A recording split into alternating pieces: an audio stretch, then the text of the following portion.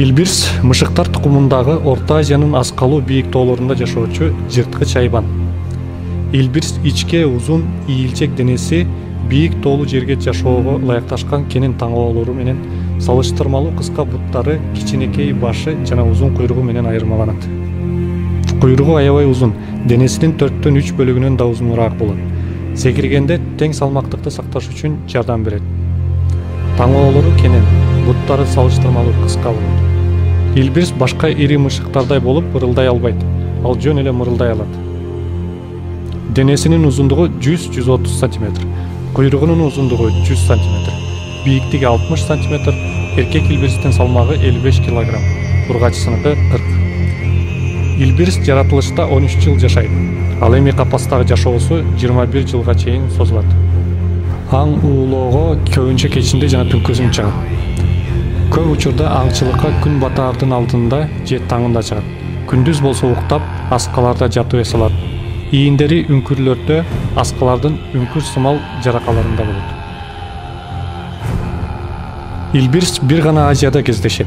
Илбирстин жашоо аймактары Орто жана Түштүк Азиядагы тоолуу аймактарынын 1 230 000 чарчы километрди ээлеп, Афганистан, Мьянма, Бутан, Кытай, Индия, Казакстан, Кыргызстан, Монголия, Непал, Пакистан, Россия, Таджикистан жана Өзбекстандын аймагынан өтөт.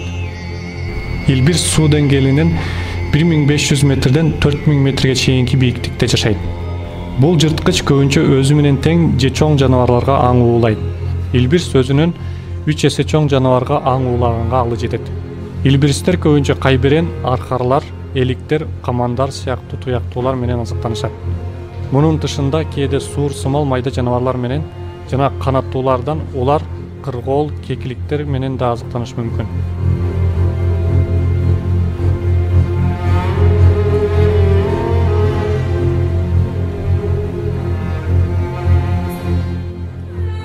Илбирстер аңчылыкка жалгыз чыгышат. Жаныбарга жакын бир жерге жашынып туруп, улам акырындан билгизбей жөргөлөп жакындай берет. Белгилеп койгон максатына 10-20 чакты метр калганда жашынып турган жеринен так секирип, 6-7 метрлик секириктери менен максатына дароо жетип барат. А эгер жетпей калса, негизи артынан кубалабайт. Бирок кубаласа, эң көп дегенде 300 метрдей эле кубалап токтоп калат. Илбирс бир жегенде 2-3 килограммдай эт жейт. Илбирс эч качан кишиге жолобойт. Картайып, же ооруп, же оор жаракат алган учурда дагы адамга кол салуусу күтүлбүс.